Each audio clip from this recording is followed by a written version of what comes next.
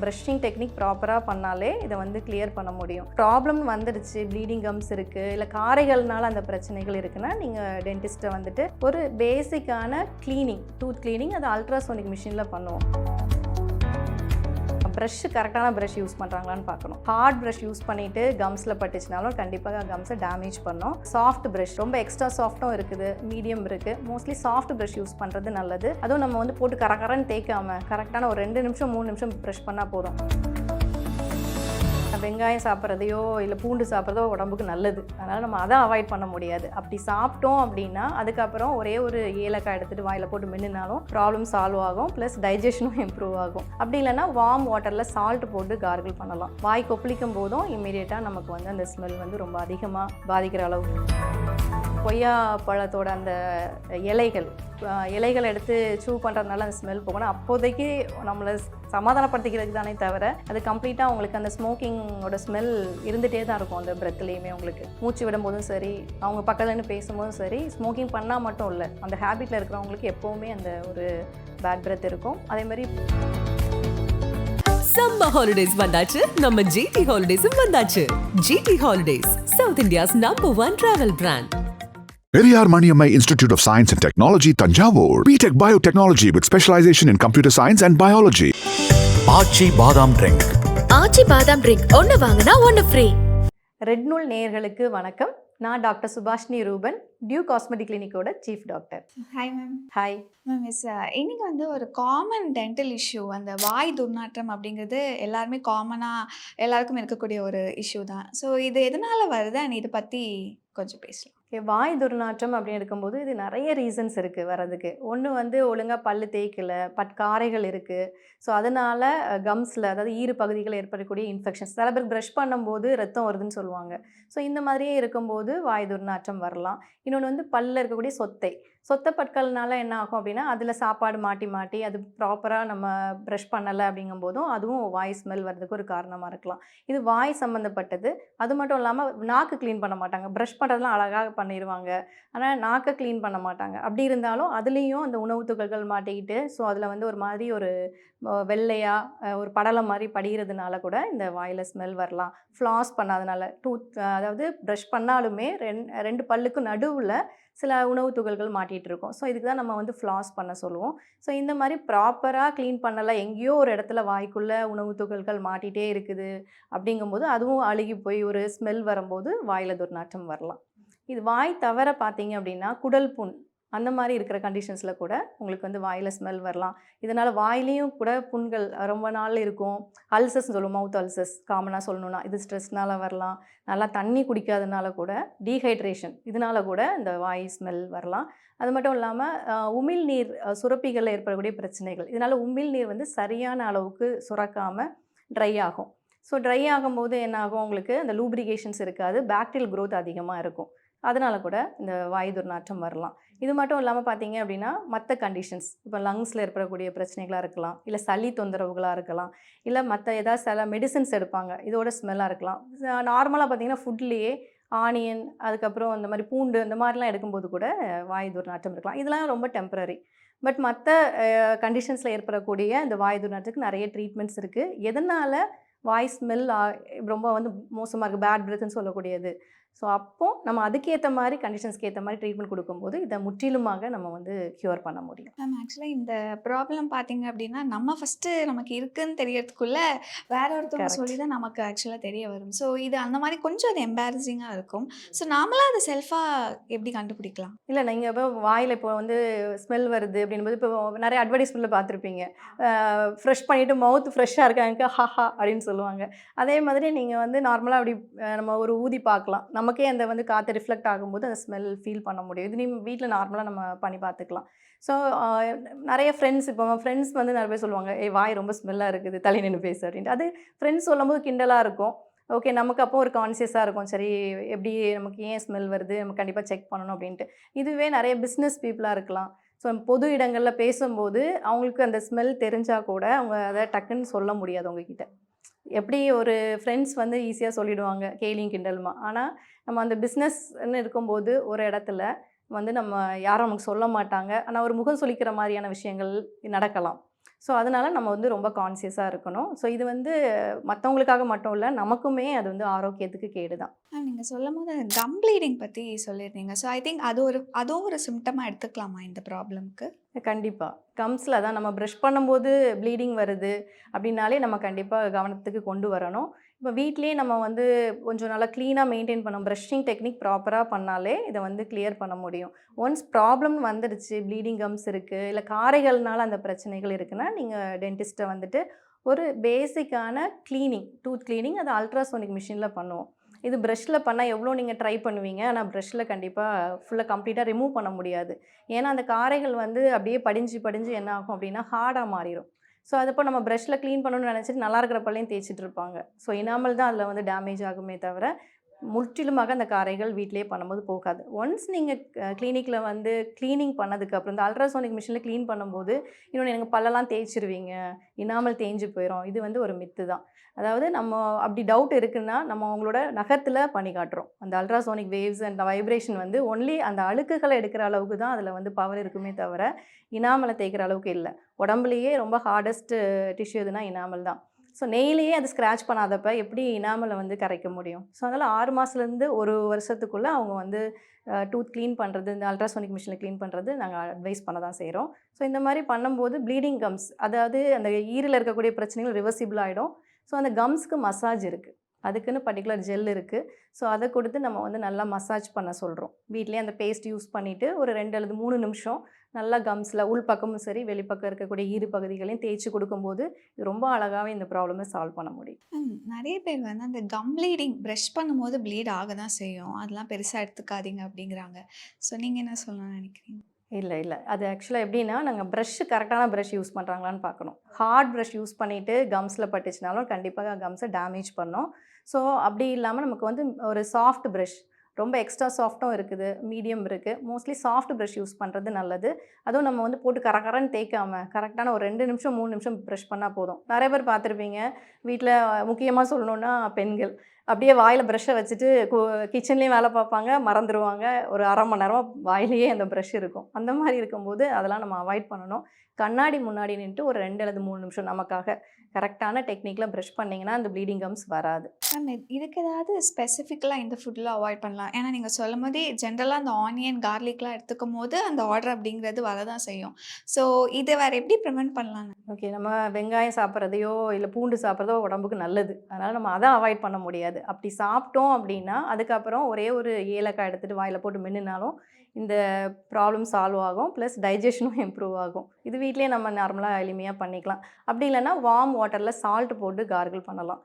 வாய் கொப்பளிக்கும் போதும் இம்மீடியட்டாக நமக்கு வந்து அந்த ஸ்மெல் வந்து ரொம்ப அதிகமாக பாதிக்கிற அளவுக்கு இருக்காது. ஸோ இந்த மாதிரியான இது பண்ணிக்கலாம். நிறைய தண்ணி குடிக்கணும். அதே மாதிரி குடிக்கும்போதும் நம்ம இந்த சின்ன சின்ன விஷயங்கள், மெடிசின்ஸ்னால வரக்கூடிய வாயில் இருக்கிற ஸ்மெல், ஃபுட்டுனால வரதெல்லாம் ரிவர்சிபிள் ஆகும். அன்னைக்கு இருக்கும் கொஞ்ச நேரத்துக்கு, அதுக்கப்புறம் போயிடும். Ma'am I think tobacco chewing அப்புறம் ஆல்கஹால் இதெல்லாம் கூட அந்த இஷ்யூக்கு ஒரு ரீசனா மேம்? ஆல்கஹால்ங்கிறது உங்களுக்கு அந்த பிரெத்லேயே இருக்கும், ஸ்மெல் தெரியும் கண்டிப்பாக. ஸோ அதை நம்ம அவாய்ட் பண்ண தான் சொல்கிறோம்.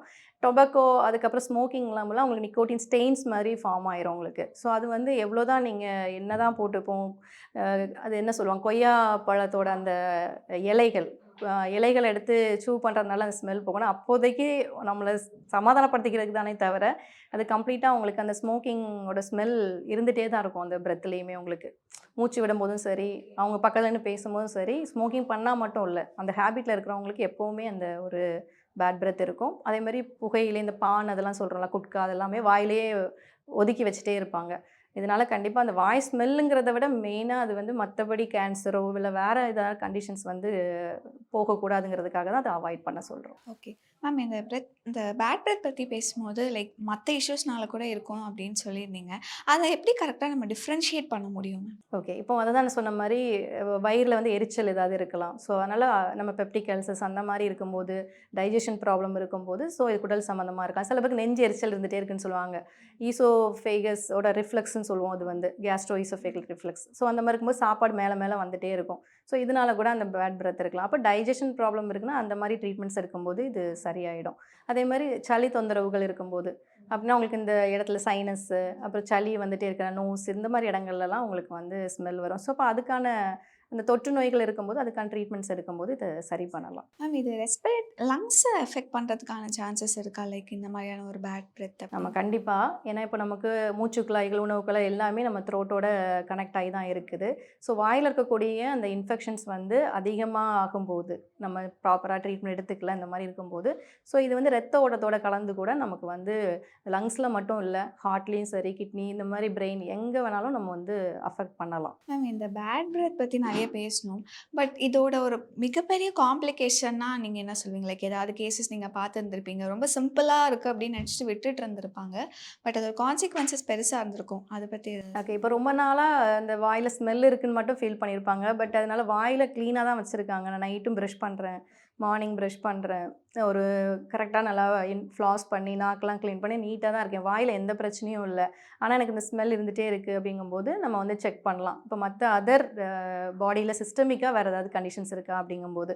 ஸோ இந்த மாதிரி இருக்கும்போது அவங்களுக்கு பார்க்கும்போது கொஞ்சம் கொஞ்சம் சின்ன சின்ன சளி தொந்தரவுகள் இருந்தது. ஸோ அப்படி பார்க்கும்போது பார்த்தா அவங்களுக்கு ஒரு நிமோனியாவோட இனிஷியல் ஸ்டேஜில் அவங்க இருந்தாங்க. ஸோ இந்த மாதிரி இருக்கும்போது நம்ம வந்து இஎன்டி ஸ்பெஷலிஸ்ட்டுக்கிட்டேயோ இல்லை லைக் லங் ஸ்பெஷலிஸ்ட்டுக்கிட்டேயோ நம்ம அனுப்பும்போது அவங்களால ஒரு பிளட் டெஸ்ட் பண்ணும்போது அவங்களால கண்டுபிடிக்க முடியுது. ஸோ அதனால் எப்போவுமே நம்ம அதை சொல்கிறோம், ஒரு 6 மாதத்துக்கு ஒருக்கா செக்கப்புக்கு வாங்க. ரெகுலர் செக்கப் வந்தாலே நிறைய பிரச்சனைகளை ஆரம்ப கட்டத்திலேயே நம்ம கண்டுபிடிச்சி தடுக்க முடியும். Okay ma'am. டங் கிளீனிங் அப்படின்னு ஒரு விஷயம் சொன்னீங்க. அது எப்படி மேம்? ரெகுலராக நம்ம ப்ரஷ் பண்ணும்போது அதையுமே க்ளீன் பண்ணுறது ரொம்ப எசென்ஷியல். ஆமாம், ஏன்னா நம்ம பல்லுக்கு க்ளீன் பண்ணுறதுக்கே பெரிய டைம் ஸ்பெண்ட் பண்ணுறது கிடையாது. நாக்குக்குன்னு தனியாக ஒரு டைம் நம்ம ஸ்பெண்ட் பண்ண மாட்டோம். ஸோ ப்ரஷ் பண்ணி முடிச்சதுக்கப்புறம் உங்கள் ப்ரஷ்ஷோட பேக் சைட்லேயே கொஞ்சம் வந்து ஒரு செரேட்டடாக இருக்கும், ஒரு ரஃப்பான ஒரு சர்ஃபேஸ் கொடுத்துருப்பாங்க நிறைய ப்ரஷ்ஷில். அதை வச்சு ப்ரஷ் பண்ணலாம். அப்படி எதுவுமே இல்லைன்னா நம்ம நார்மல் பிரிசில்ஸே வச்சு கூட நம்ம வந்து நாக்கை க்ளீன் பண்ணிக்கலாம். அதே மாதிரி இப்போ வந்து மெட்டலில் வந்திருக்கு, காப்பர்லலாம் வருது. அந்த மாதிரி டங் கிளீனிங்க்கு உள்ள டிவைசஸ் அதை வச்சு யூஸ் பண்ண வேண்டாம். பட் அது வந்து நாக்கில் இருக்கக்கூடிய அந்த மேல்புறத்தில் இருக்கக்கூடிய டிஷ்யூஸை அதிகமாக டேமேஜ் பண்ணக்கூடிய தன்மையாக இருக்கும். ஸோ ப்ரஷ்ஷே போதும். ஏன்னா நீங்கள் 2 மாதத்துலேருந்து 3 மாதத்துக்கு ப்ரஷ்ஷை சேஞ்ச் பண்ண போகிறீங்க அப்படிங்கும்போது நீங்கள் அதை வச்சு தாராளமாக யூஸ் பண்ணிக்கலாம். அண்ட் இப்போ இந்த பேட் பிரெத் அப்படிங்கிறது லைக் வேறு ஏதாவது லைக் இப்போ சுகர் இருக்குது, பிபி இருக்குது அப்படின்னா அவங்களுக்கு அதிகமாக வர சான்சஸ் இருக்கா எப்படி மேம்? இப்போ சுகர் நம்ம டயபெட்டிக் கேட்குறீங்க. ஸோ டயபெட்டிக்கில் வந்து முக்கியமான விஷயம் நம்ம நார்மலாக நம்ம வந்து பல்ல எப்படி வாய் சுகாதாரத்தை பேணி பாதுகாக்கிறோமோ அது டபுள் த கேர் கொடுக்கணும் அவங்க. ஏன் அப்படின்னும்போது ஈஸியாக வந்து இன்ஃபெக்ஷன்ஸ் தொற்று நோய்கள் வர்றதுக்கு வாய்ப்புகள் அதிகம். ஸோ அதனால் ப்ளீடிங் கம்ஸ் அதிகமாக இருக்கும். லூஸ் டீத்துன்னு சொல்லுவாங்க, பல்லு ஆட ஆரம்பிச்சிடும் சீக்கிரத்தில். ஏன்னா சீக்கிரத்தில் எலும்பு தேய்மானங்கள் நடக்கும் இவங்களோட. ஏன்னா இது மெட்டபாலிக் டிஸார்டர் தான் டயபெட்டிக் மெலிட்டஸ்ங்கிறது. ஸோ இதனால அவங்களுக்கு எல்லா பாடியில் உள்ள எல்லா பார்ட்ஸ்லையுமே சின்ன சின்ன ப்ராப்ளங்கள் வரலாம், ப்ராப்பராக அவங்க அந்த சுகர் லெவலை மெயின்டைன் பண்ணலன்னும் போது. அப்படிங்கும்போது ஓரல் ஹைஜீன் கண்டிப்பாக வாய் சுகாதாரத்துக்கு அவங்க முக்கியத்துவம் கொடுக்கணும். லைக் இப்போ அந்த டயபெட்டிக் பேஷண்ட்ஸ் லைக் இவ்வளோ மந்த்ஸ்க்கு ஒரு வாட்டி இல்லை லைக் இந்த மாதிரியான ஒரு ஃபாலோ அப் வந்து டென்டிஸ்ட் கிட்ட வச்சுக்கணும் அப்படின்னா அதுக்கு என்ன விஷயம் சொல்லுவேன்? இல்லை, டயபெட்டிக்கு மட்டும் இல்லை, நார்மலாகவே எல்லாருமே 6 மாதத்துக்கு ஒருக்கா ரெகுலர் செக்கப்புக்கு வர சொல்கிறோம். இப்போ அதிகமாக இருக்குது சுகர், இப்போ வந்து இன்சுலின் எடுத்துக்கிற கண்டிஷன்ஸில் இருக்காங்க. அப்போ கம்ஸில் அதிகமான ப்ளீடிங் இருக்குது, இல்லை ஸ்வெல்லிங் இருக்குது. இந்த மாதிரி பிரச்சனைகள் இருக்கும்போது 3 மாதத்துக்கு ஒருக்கா நாங்கள் கூப்பிட்டு செக்கப் பண்ணிவிட்டு தேவைப்பட்ட அவங்களுக்கு க்ளீனிங் பண்ணுறதோ இல்லை சின்ன சின்ன ப்ரொசீஜர் எதாவது பண்ணோம். இப்போலாம் அட்வான்ஸ்டாக லேசர் ட்ரீட்மெண்ட்ஸ்லாம் இருக்குது. ஸோ லேசரில் டிஸ்இன்ஃபெக்ட் பண்ணுறோம். அந்த கம்ஸ்க்கு ஈறுகளுக்கு சிகிச்சைகள் கொடுக்கும்போது ரொம்ப ஈஸியாகவே அதை க்யூர் பண்ண முடியுது. மேம் இப்போ ஐ திங்க் அந்த சின்ன குழந்தைங்களுக்கு கூட லைக் இந்த ஒரு இஷ்யூ இருக்கும். ஐ திங்க் பேரண்ட்ஸ் வந்து எந்த அளவுக்கு அதை கரெக்டாக எடுத்துகிட்டு போகணும்னு நினைக்கிறேன். சின்ன குழந்தைங்களுக்கு வாயில் ஸ்மெல் வருது, இது மாதிரி பிரச்சனைனா அதுக்கு 90% வந்து அவங்களோட பல் சொத்தை பிரச்சனைகளாக இருக்கலாம். பல் ஒழுங்காக ப்ரஷ் பண்ண மாட்டாங்க மேம், அடம் பிடிக்கிறாங்க, ப்ரஷ் பண்ண மாட்டேங்கிறாங்க, இந்த மாதிரியான ப்ராப்ளம்னால தான் இருக்கும். மோஸ்ட்லி மற்ற கண்டிஷன்ஸ் அவங்களுக்கு இருக்காது. இப்போ ஏதாவது அதான் நான் சொன்ன மாதிரி ஒரு ஃபீவர் வரும்போதோ, ஏன்னா அப்போ ஒழுங்காக தண்ணி குடிக்க மாட்டாங்க, அந்த டீஹைட்ரேட்டடாக இருக்கும்போது மேபி வரலாம். ஸோ இதெல்லாம் ரிவர்சிபிள் தான் குழந்தைங்களுக்கு. அதுவும் அவங்களுக்கு வந்து நல்லா பல் க்ளீன் பண்ணி பார்க்குறாங்க அப்படியும் சரியாகலைன்னா கண்டிப்பாக டாக்டர்கிட்ட செக் பண்ணிக்கிறது நல்லது. இப்போது இன் ஜென்ரல் வந்து இந்த ப்ரஷிங் பற்றி நிறைய டவுட்ஸ் வந்து இருக்குது. இன் ஜென்ரல் என்ன மாதிரி ப்ரஷ் பண்ணணும், என்ன மாதிரி டூத் பேஸ்ட் வந்து சூஸ் பண்ணணும் அப்படின்னு சொல்லிட்டு ஐ திங்க் நீங்கள் சொல்லும் போது இந்த ப்ராப்ளம்க்கு ப்ரஷிங் கரெக்டாக இருந்தாலே இதெல்லாம் ப்ரிவென்ட் பண்ணிக்கலாம் அப்படிங்கிற மாதிரி சொன்னீங்க. ஸோ எந்த டூத் பேஸ்ட் தான் மேம் பெஸ்ட்டான டூத் பேஸ்ட் நீங்கள் சொல்லுங்கள்? இப்போ பெஸ்ட்டு அப்படின்னு நம்ம சொல்கிறத விட பேஸ்ட் எது வேணாலும் யூஸ் பண்ணலாம். மார்க்கெட்டில் நிறைய டைப் ஆஃப் பேஸ்ட்டாக கிடைக்குது. அதுவே இப்போ ஜெல் ஃபார்மில் இருக்குது, அந்த மாதிரி இருக்கிறத நம்ம அவாய்ட் பண்ணலாம். ஜெல்லாக இருக்கிறதோ இல்லை பல் பொடின்னு சொல்கிறோம் இல்லையா, அந்த மாதிரி பவுடர் ஃபார்மில் இருக்கிறதையும் நம்ம வந்து யூஸ் பண்ணுறத அவாய்ட் பண்ணிக்கலாம். ஏன் அப்படின்னா, இப்போ பேஸ்ட்டில் வந்து நமக்கு அந்த ஃபோமிங்கோ இல்லை அந்த ப்ரஷிங் அழுக்குகளை நீக்கிறதுக்கு தேவையான அளவுக்குள்ள எல்லா இன்க்ரீடியண்ட்டுமே இருக்குது. ஆனால் பவுடர் ஜெல்லுன்னு எடுத்துக்கும்போது அதில் அப்ரேசிவ்ஸ்ன்னு சொல்லுவாங்க. சிலிக்கா போன்ற பார்ட்டிகிள்ஸ் இருக்கும் அதிகமாக. அப்போ பல் தேய்மானத்தை அது வந்து அதிகப்படுத்தக்கூடியதாக இருக்குது. அதனால் அதை மாதிரி இருக்கிறத நீங்கள் தவிர்த்துட்டு நார்மல் பேஸ்ட் நீங்கள் எதுனாலும் யூஸ் பண்ணலாம். மேம் எந்த ஒரு டவுட் எல்லாருக்குமே இருக்குது, எவ்வளோ மினிட்ஸ் கரெக்டாக ப்ரஷ் பண்ணணும் அப்படின்னு, அதுக்கு என்ன சார்? 2 நிமிடங்களாவது கண்டிப்பாக ப்ரஷ் பண்ணணும். 2லேருந்து 3 நிமிடங்கள் ரொம்ப நார்மல். ஓகே. இப்போ வந்து நீங்கள் ப்ரஷிங் பண்ணும்போது இப்படி போட்டு தேய்க்கக்கூடாது. சொல்லியிருக்கோம் நான் முன்னாடியே. மேல் பல்லுனா மேலேருந்து கீழே, கீழ் பல்லுக்கு கீழேருந்து மேலே. ப்ரஷிங்கோட முக்கியமே என்னது உங்களுக்கு? பல்லில் இருக்கக்கூடிய அழுக்குகளை வெளியே தள்ளணும். ஸோ அந்த மாதிரி டெக்னிக் யூஸ் பண்ணி பண்ணும்போது உங்களுக்கு இவ்வளோ 2 அல்லது 3 நிமிடங்களில் நீங்கள் அழகாக கரெக்டாக ப்ரஷ் பண்ணி முடிச்சிடலாம். இதே மாதிரி கம்ஸையும் நீங்கள் அதே டைமில் மசாஜ் பண்ணி கொடுக்கலாம். நாக்கு க்ளீன் பண்ணுறது, ஃப்ளாஸ் பண்ணுறது எல்லாமே நீங்கள் பண்ணுறதுக்கு குறைஞ்சது 5 நிமிஷத்தில் சூப்பராகவே நீங்கள் பல்லு க்ளீன் பண்ணி முடிச்சிடலாம். ஸோ ஐ திங்க் டீத் அந்த கம்ஸ் அண்ட் இந்த நாக்கு இது எல்லாமே சேர்த்து ஒரு 5 மினிட்ஸில். ஆமாம். இப்போ நம்ம எல்லா இப்போ கண்டிப்பா. கம்ஸ் சில பேருக்கு இஷ்யூஸ் இருக்குது, ப்ளீடிங் கம்ஸ்லாம் இருக்கும்போது நம்ம அதுக்கு மசாஜ் கொடுக்கும்போது என்ன ஆகும், நல்ல பிளட் சர்க்குலேஷன் இம்ப்ரூவ் ஆகும். அது மட்டும் இல்லாமல் அந்த பல்லோட ஒட்டிகிட்டு இருக்கக்கூடிய அந்த ஈறு பகுதிகள் ஒரு சின்ன கேப் இருக்கும், ஜிஞ்சேவல் சல்கஸ் நாங்கள் சொல்லுவோம். அதில் இருக்கக்கூடிய அழுக்குகளும் பிதுங்கி வெளியே வந்துடும் மசாஜ் கொடுக்கும்போது. ஸோ 2 எஃபெக்ட் இருக்குது அதில். ஸோ அதனால் உங்களுக்கு ஹெல்த்தியாகவும் ஈறுகளை பாதுகாத்து வச்சுக்கலாம். மேம் இந்த மவுத் அல்சர்ஸும் இந்த மாதிரி பண்ணுறதுனால அதை ப்ரிவென்ட் பண்ண முடியுமா மேம் இந்த மாதிரி ப்ரஷிங்? ஆமாம். மவுத் அல்சர்ஸ் வந்து இப்போ ஓரல் ஹைஜீன் புவராக இருக்கிறதுனால வரக்கூடியதை நம்ம இந்த மாதிரி கண்ட்ரோல் பண்ணிக்கலாம். இப்போ ஸ்ட்ரெஸ்னால வந்து இப்போ ஸ்கூல் ஸ்டூடெண்ட்ஸ் பார்த்தீங்கன்னா எக்ஸாம் டைமில் அதிகமாக இருக்கும். ஏன்னா அந்த ப்ரெஷர் படிக்கணும் சரியாக தூங்க மாட்டாங்க, இந்த மாதிரி தண்ணி சரியாக குடிக்கிறது இல்லை அந்த டைமில். அப்படி இருக்கும்போது அதிகமாக வரும். ஸோ அதுக்கெல்லாம் வந்து ஒரு ஜெல் ஃபார்மில் ஒரு மெடிசன் ஆயின்மெண்ட் கொடுத்தாலே ஈஸியாக வந்து சால்வ் பண்ணிடலாம். மேம் இந்த பிரிசில்ஸ் அப்படிங்கிறது வந்து எப்படி மேம் அதை சூஸ் பண்ணணும்? சாஃப்ட் பிரிசில்ஸா இல்லை ஹார்ட் பிரிசில்ஸா? அதில் ஏதாவது? அதான் இப்போ வந்து நிறைய இருக்குது. ப்ரஷ்ஷில் வந்து பிரிசில்ஸோட ஹார்ட்னஸ் வச்சு எவ்வளோ அது கடினத்தன்மை இருக்குங்கிறத பொறுத்து அதில் வந்து நம்ம அல்ட்ரா சாஃப்ட்னு சொல்கிறோம், ரொம்ப ஃபெதர் மாதிரி இருக்கக்கூடியது. அதுக்கு அடுத்து சாஃப்ட்டு, மீடியம், அதுக்கப்புறம் ஹார்டுன்னு சொல்கிறோம். சில பேர் ஹார்ட் ப்ரஷ் பண்ணால் தான் எனக்கு ப்ரஷ் பண்ண ஃபீலிங்கே இருக்குது, இல்லைன்னா ப்ரஷ் பண்ண மாதிரியே இல்லை அப்படின்வாங்க. பட் அது உங்களை ஈறுகளையும் உங்களோட அந்த பல்லில் இருக்கக்கூடிய இனாமலையும் சீக்கிரமாக தேய்ச்சிரும். சில பேருக்கு பார்த்தீங்கன்னா ஈறு இறங்கி போயிருக்கும், அந்த பல்லோட வேர் வந்து வெளியே தெரிகிற மாதிரி இருக்கும். ஸோ இதெல்லாம் அந்த ஹார்ட் ப்ரஷ் யூஸ் பண்ணுறதுனால வரக்கூடியது. ஸோ இதெல்லாம் அவாய்ட் பண்ணிட்டு ரொம்ப நீங்கள் அந்த feather touch ultra soft use பண்ணாட்டியும் சாஃப்ட் ப்ரஷ்ஷாவது யூஸ் பண்ணுங்கன்னு தான் நான் சொல்லுவோம். யா மேம் ஒரு ப்ரஷ்ஷை எவ்வளோ மந்த்ஸ் வரைக்கும் யூஸ் பண்ணலாம்? 2 மாதங்கள் கரெக்டானது. இல்லை எனக்கு இன்னும் கொஞ்ச நாள் நான் யூஸ் பண்ணிக்க. அந்த பிரிசில்ஸ் வந்து ஃப்ளேரப் ஆகி இப்படி சிரிக்கக்கூடாது நம்மளை பார்த்து. ஸோ அந்த மாதிரி இருந்தால் நம்ம இமீடியட்டாக தூக்கி போட்டுட்டு நம்ம சேஞ்ச் பண்ணணும். ஒரு இல்லைனா 2 அல்லது 3 மாதங்களுக்குள்ளே மாற்றிக்கிறது நல்லது. அது இப்போ கிருமி தொற்றுகள் இருக்குது இல்லையா, இந்த மாதிரி நான் சொன்ன மாதிரி ஃபீவர் வந்திருக்கலாம், இல்லை ஒரு டைஃபாய்டோ ஏதோ ஒரு இன்ஃபெக்ஷன்ஸ் வந்திருக்கலாம், இல்லை உங்களுக்கு கோல்டாக இருக்கலாம். இந்த மாதிரி கண்டிஷன்ஸ்லனா அப்போவே நீங்கள் ப்ரஷ்ஷை 1 வாரம் தான் ஆயிருக்கு நான் புது ப்ரஷ் எடுத்து, பரவாயில்ல தூக்கி போட்டுட்டு அந்த இன்ஃபெக்ஷன் கிளியர் ஆகும்போதே நீங்கள் புது ப்ரஷ் எடுத்துக்கணும். இல்லைனா அதிலிருந்து மறுபடியும் அந்த இன்ஃபெக்ஷன்ஸ் வந்து வரலாம். மேம் ஐ திங்க் நிறைய மார்க்கெட்ஸில் நிறைய ப்ரஷ்லாம் வருது. அதில் அந்த பேம்பூ ப்ரஷ் வந்து ஐ திங்க் அந்த பேம்பூ நீம்லலாம் கூட நிறைய ப்ரஷ்லாம் வருது. அதெல்லாம் அட்வைசபிள்? அதில் ஏதாவது எக்ஸ்ட்ரா பெனிஃபிட்ஸ் நம்ம வந்து கெயின் பண்ண முடியுமா? ஓகே. இப்போ நேச்சுரல் ப்ராடக்ட்ஸ் லைக் இந்த மாதிரி மூங்கில்லையோ இல்லை நீம்லேயோ பண்ணும்போது அதோட ஹேண்டில் வந்து உங்களுக்கு வந்து யூசர் ஃப்ரெண்ட்லியாகவும் இருக்கும், அதுவும் இல்லாமல் நம்ம நேச்சருக்கு வந்து ஃப்ரெண்ட்லியாகவும் இருக்குது. ஸோ நிறைய ஃபுல்லாகவே நம்ம பிளாஸ்டிக்ஸில் யூஸ் பண்ணுறதை விட இந்த மாதிரி நம்ம வந்து அல்டர்னேட்டிவாக யூஸ் பண்ணுறது நம்மளோட நேச்சருக்கு நல்லது தான். ஓகே. ஐ திங்க் இப்போ வரையுமே நான் நினச்சேன் லைக் அந்த பேம்பூ ப்ரஷஸ்னால நமக்கு வந்து இன்னும் எக்ஸ்ட்ரா பெனிஃபிட் அப்படிங்கிறது நினச்சேன். பட் ஐ திங்க் அது ஒரு என்விரான்மெண்டல் ஃப்ரெண்ட்லியான ஒரு விஷயம். தவிர நமக்கு கம்ஸில் இட் இஸ் லைக் நார்மலாக எல்லா ப்ரஷ் நமக்கு மாதிரி யூஸ் பண்ண தான். அதே சாஃப்டாக இருக்கா, நமக்கு பிரிசில்ஸ் அந்த மாதிரி நம்ம சூஸ் பண்ணி choose வாங்கினாலே பண்றது. போதும். ப்ராப்பராக நம்ம ப்ரஷ் பண்ணுறதா இருக்கட்டும், என்ன பேஸ்ட் யூஸ் பண்ணுறது எல்லாமே இருக்குது நம்மளோட வாய் சுகாதாரத்துக்கு. மேம் இந்த பேஸ்ட் வச்சு கூட நிறைய சொல்லுவாங்க, லைக் நிறைய பேர் ஃப்ரீக்வெண்ட்டாக பேஸ்ட் சேஞ்ச் பண்ணிகிட்டே இருப்பாங்க. அது ரைட்டாக நமக்கு கரெக்டாக எது செட் ஆகுது அப்படிங்கிறத ஒரு ட்ரையல் பார்க்குறது கரெக்டாக, இல்லை ஒரு டூத் பேஸ்ட் எடுத்துகிட்டு அதே லைஃப் லாங் யூஸ் பண்ணணுமா? லைஃப் லாங் யூஸ் பண்ணணும்னு நம்ம சொல்ல மாட்டோம். இப்போ சில பேருக்கு வந்து ஒவ்வொரு கண்டிஷன்ஸ் பொறுத்து இருக்குது. ஓகே. சில பேர் ஃப்ளேவருக்காக சேஞ்ச் பண்ணி பார்க்கலாம். இன்னொன்று வந்து நிறைய அட்வர்டைஸ்மெண்ட் பார்க்குறாங்க, ஸோ டெம்ட் ஆகி ட்ரை பண்ணி பார்க்கலாம் அப்படின்லாம் இருக்கும். நம்ம அதனால் ட்ரை பண்ணி பார்க்குறது தப்பு கிடையாது. பட் நான் சொன்ன மாதிரி பேஸ்ட்டில் யூஸ் பண்ணிக்கலாம். பேஸ்ட்டாக யூஸ் பண்ணுறது ப்ராப்ளம் இல்லை. பட் இப்போ கம் இஷ்யூஸ் இருக்குது, ஈரில் ப்ளீடிங் கம்ஸ் இருக்குது, அந்த மாதிரினா கம் கேர்ன்னு சொல்லிட்டு பேஸ்ட்லாம் இருக்குது.